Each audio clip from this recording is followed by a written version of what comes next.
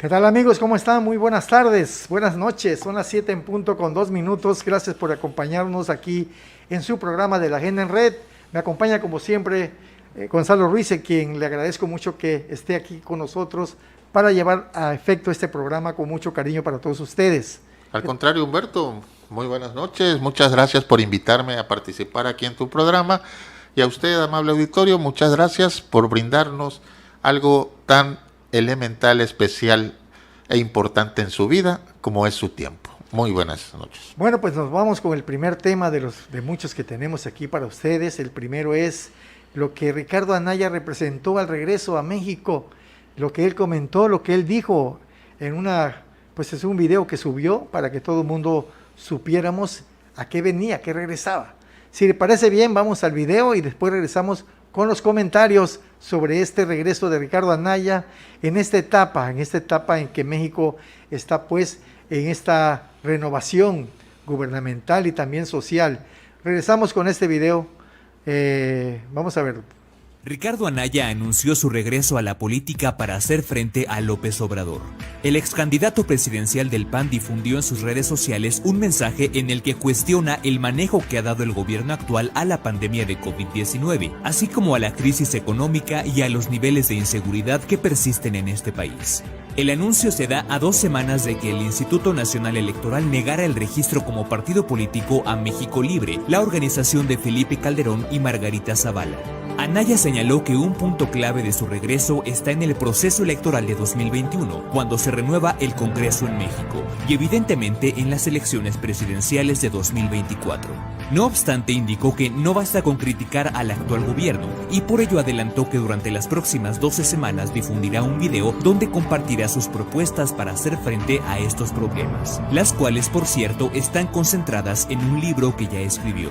Por primera vez, Anaya habló sobre su derrota en el pasado proceso presidencial de 2018. Dijo que fue un trago amargo, pero también representó una oportunidad para madurar y para poner a prueba su carácter. Finalmente, el político panista calificó como un desastre lo que ha hecho el gobierno de López Obrador y aclaró que su regreso a la vida pública será para ayudar a remediar esta situación.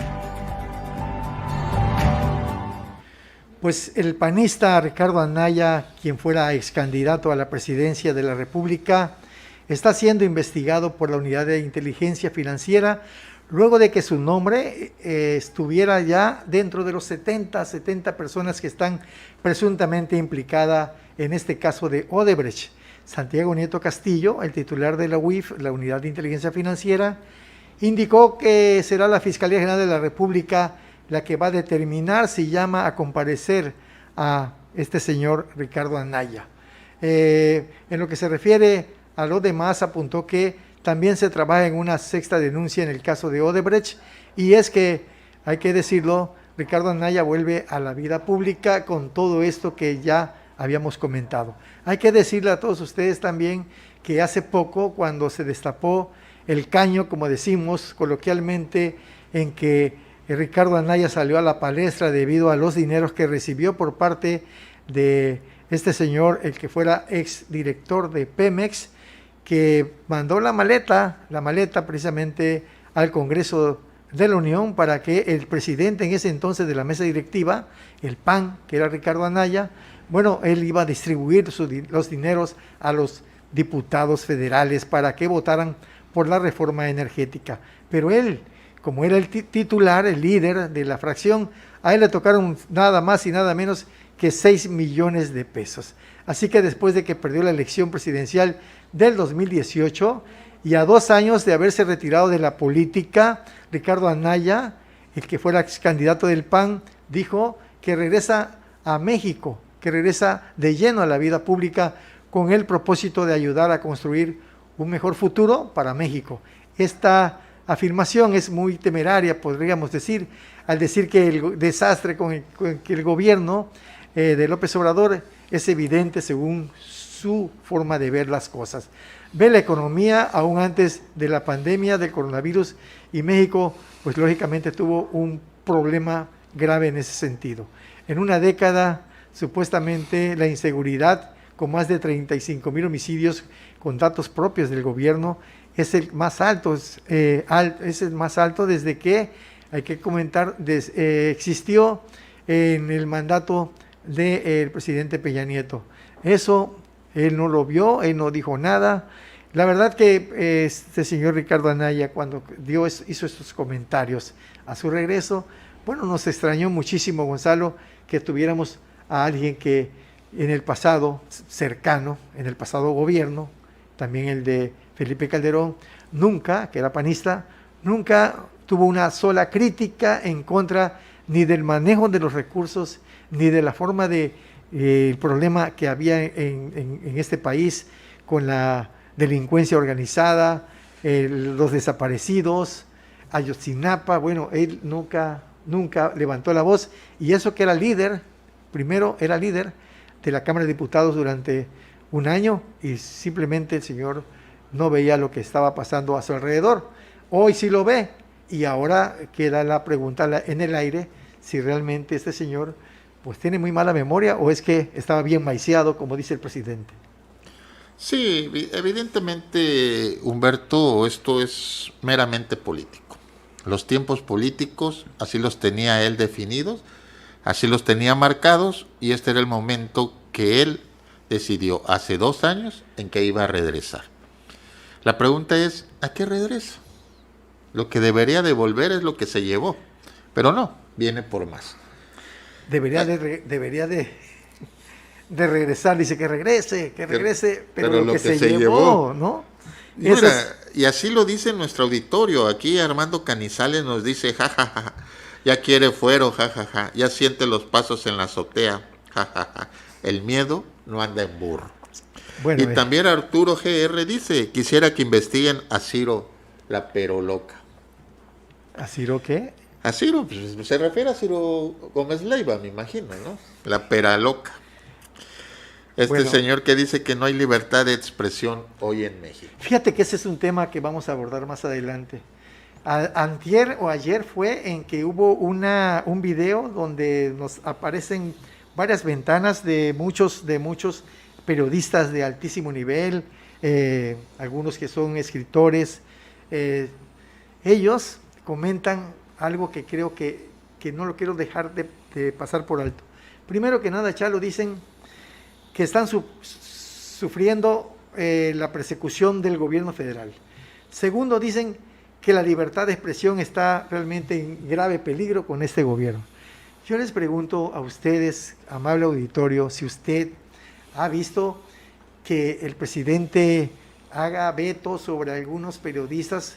No, ellos son los que están golpeándolo diariamente, y el golpeteo es tan fuerte diariamente por parte de todos ellos, tanto columnistas, pues también diarios, intelectuales, que dicen y hacen lo que quieren y nadie les dice nada. El presidente simplemente está en una mañanera respondiendo porque tiene que responder, él tiene que cuidarse y cuidar su gobierno.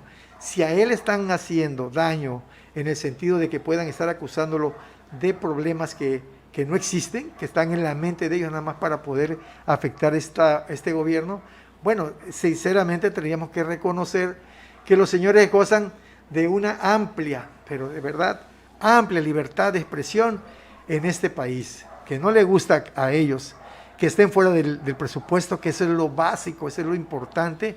Bueno, ese es otro cantar. No sé cómo lo voy a escuchar. Sí, y refiriéndonos, por decir, a lo que dice Ricardo Anaya, él se refiere en específico a temas muy puntuales. Dice que estamos mal en economía. Pues sí, estamos atravesando una crisis económica producto de la pandemia.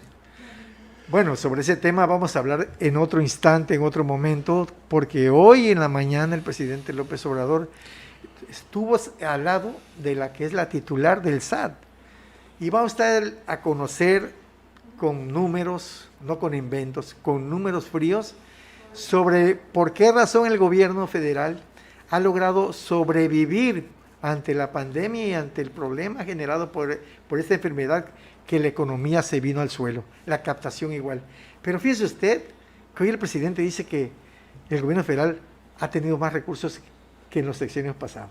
Sí, y uno dice, bueno, ¿y cómo? La recaudación. No y por eso, ¿y cómo? Porque la recaudación es limpia.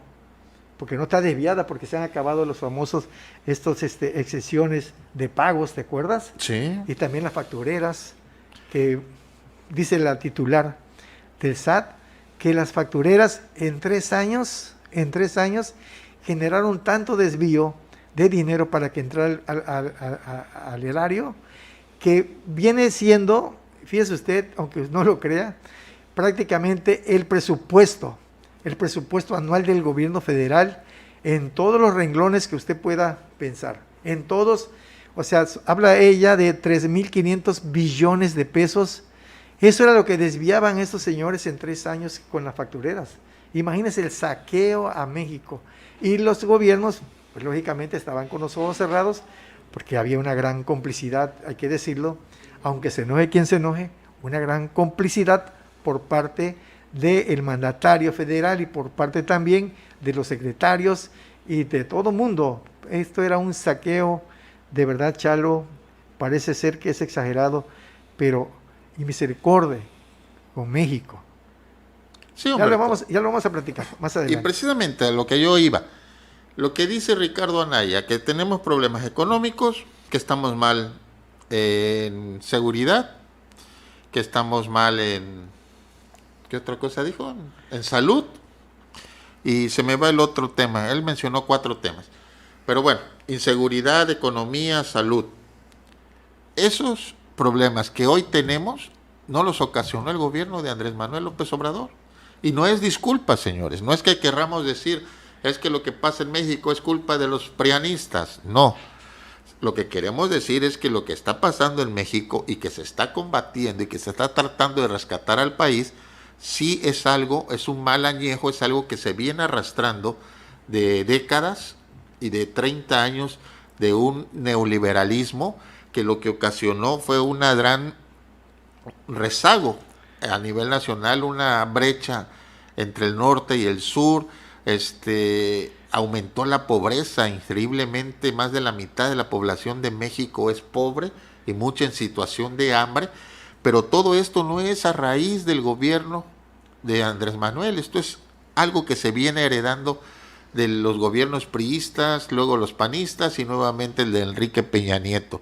Pero eso, mientras él fue parte de esa cúpula que gobernó a México y que se sentían dueños del país, mientras Ricardo Anaya estuvo en el poder, porque pues sí, o sea, no estaba administrando el país, pero era parte de los que estaban administrando el país y se llevaba su tajada, como ya lo evidenció Emilio Lozoya, que dice que le dieron cerca de 7 millones de pesos para que él se encargara de manejar o de sacar adelante la reforma energética. Recordemos que en ese momento que se firma la reforma energética, Ricardo Anaya era el presidente de la mesa directiva de la Cámara de Diputados. Así es. Él era el manda más en ese momento, el que llevó a cabo la votación, el que le daba la palabra o le quitaba la palabra y el que decidía qué se hacía, qué no se hacía. Él es el que saca adelante la reforma energética de Enrique Peña Nieto, del PRI. Y él era del PAN, o sea, cuando hablamos de un prianismo coludido, ahí están las evidencias. Y en ese momento Ricardo Anaya no veía inseguridad, no veía el narcotráfico, no veía problemas en salud, no veía problemas económicos, todo eso que hoy está denunciando que hay en el gobierno de Andrés Manuel López Obrador.